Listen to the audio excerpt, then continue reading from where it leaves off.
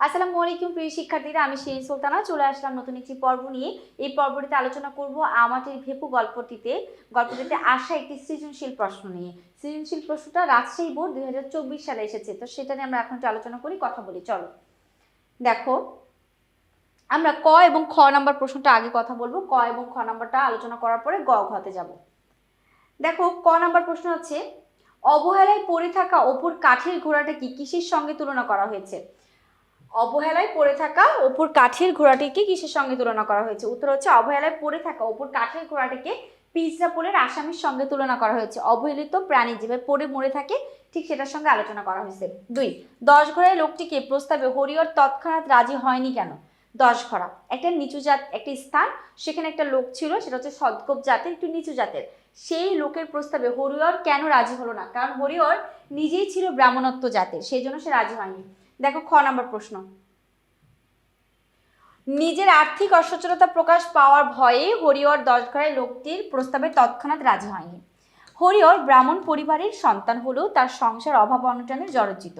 গ্রামের অন্নদা রায়ের বাড়িতে 8 টাকা বেতনে চাকরি করে তার সংসার ঠিকমতো চলে না। তার স্ত্রী ধার দেনা করে সংসার চালায়।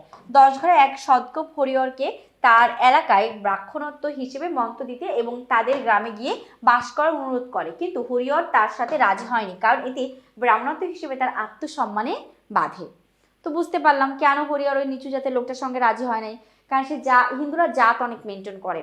হরিহর উপর জাতের ছিল আর সে নিচু জাতের ছিল। সে চিন্তা করলাম, যদি নিচু জাতের লোকের সঙ্গে কথা বলি, কাজ করি, তাহলে আমার একটা দায়িত্ব লাগবে, সেজন্য সে গেল না। এবার আমরা গ ঘতে যাবো। হ্যাঁ, উদ্দীপকের বক্তব্য আমাটির ভেপু গল্পে সর্বজয়ের সংসার জীবনে যে বৈসাদৃশ্য তা ব্যাখ্যা করো। সর্বজয়ের সঙ্গে বৈসাদৃশ্য জানতে চেয়েছে, সংসার জীবনে কি বৈসাদৃশ্য সেটা। আর উদ্দীপকের বক্তব্য আমাটির ভেপু গল্পের মূল বক্তব্য থেকে অনেক দূরে, মন্তব্যটির যৌক্তিকতা দেখাও। মূল বক্তব্য থেকে অনেক দূরে, সেটার যৌক্তিকতা এখানে আমাদের জানতে চাচ্ছে বা দেখাতে চাচ্ছে, তো সেটা একটু দেখাবো আর জানবো। আমরা একটু দেখি। হ্যাঁ, তো উদ্দীপকটা আমরা পড়ি। উদ্দীপকে কি আছে একটু খেয়াল করি। মিসেস সাহানার দিন শুরু হয় কাক ডাকা ভোরে। ওয়াশিং মেশিনে কাপড় দেওয়া, ছেলে মেয়ের টিফিন তৈরি করা, তাদের বাবার নাস্তা, এরপর নিজে তৈরি হয়ে অফিসে যাওয়া, তার মেয়ে সারা দশম শ্রেণীতে আর ছেলে সামি অষ্টম শ্রেণীতেও। তাদেরও কোনো ফুসরত নেই, স্কুল শেষে ফিজিক্স, কেমিস্ট্রি, গণিত, আরও কত কোচিং, বাড়ি ফিরে আবার স্কুলের কাজ, বাড়ির কাজ, কোচিংয়ের কাজ, স্কুল, কোচিং আর বাড়ির চার দেয়ালে, এই যেন তাদের জীবন। বাবা মা অফিস শেষে তাদের পছন্দের খাবার নিয়ে ফেরেন, নয়তো নিজেরাই অনলাইনে অর্ডার দিয়ে পছন্দের খাবার আনিয়ে নেন। তো এই হচ্ছে তাদের জীবন। এখন আমাদের গ নাম্বার প্রশ্ন করেছে বৈসাদৃশ্য কি, আর ঘ নাম্বার প্রশ্ন করেছে, আমরা গ ঘটা একসাথে মিলাবো। তো গ নাম্বার প্রশ্ন করেছে সর্বজয়ের সংসারের সঙ্গে উদ্দীপকের সংসারের অমিল কি। আর উদ্দীপকের বক্তব্য আমাটির ভেপু গল্পের মূল বক্তব্য থেকে অনেক দূরে। আসলে মূল বক্তব্য থেকে অনেক দূরে। তো আমরা একটু বিশ্লেষণ করি গ ঘটা।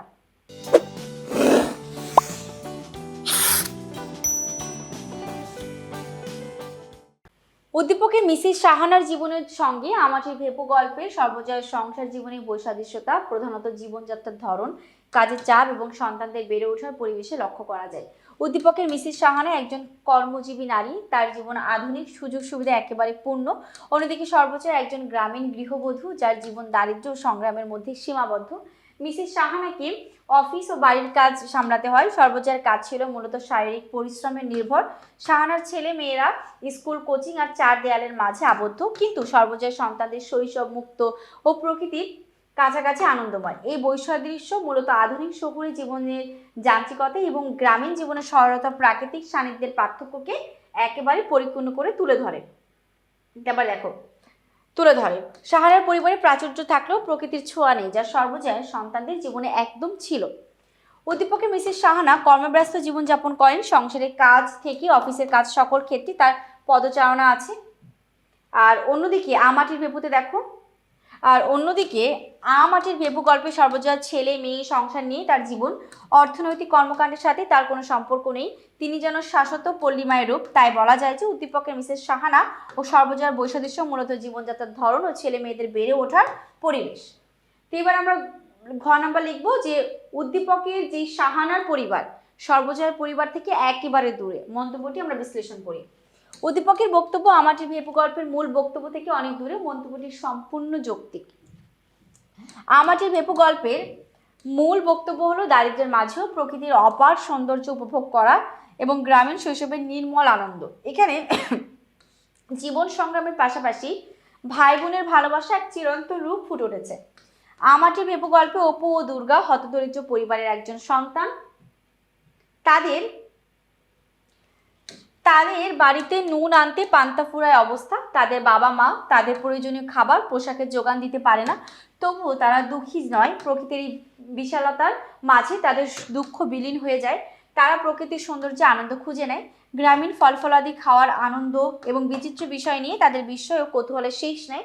এই প্রকৃতি নামক স্বর্গে যেন তাদের একেবারে রাজত্ব হয়ে উঠেছে। খুব ফাইন। এরপর দেখো, উদ্দীপকের আধুনিক শহুরে জীবনের ব্যস্ততা, যান্ত্রিকতা ও রুটিন মাফিক জীবনযাত্রা তুলে ধরা হয়েছে। এখানে শৈশবের স্বাভাবিক বিকাশ বাধাগ্রস্ত হচ্ছে স্কুল, কোচিং আর চার দেয়ালের মাঝে। বাবা মায়ের ব্যস্ততার পরবর্তীতে আমরা যাই, বাবা মায়ের ব্যস্ততার পর আর কি আছে? বাবা মার ব্যস্ততার কারণে সন্তানদের সঙ্গে তাদের দূরত্ব তৈরি হচ্ছে। গল্পের মূল বক্তব্য ছিল প্রকৃতির সান্নিধ্য ও শৈশবের আনন্দ খুঁজে বের করা, কিন্তু উদ্দীপকে সে আনন্দের কোনো ছাপ নেই, বরং আছে একঘেয়েমি ও যান্ত্রিক জীবন। তাই বলা যায় উদ্দীপকের বক্তব্য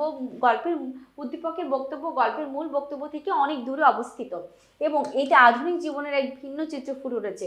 উপরোক্ত আলোচনা থেকে বলা যায় উদ্দীপকের বক্তব্য আমাটির ভেপু গল্পের মূল বক্তব্য থেকে অনেক অনেক অনেক দূরে।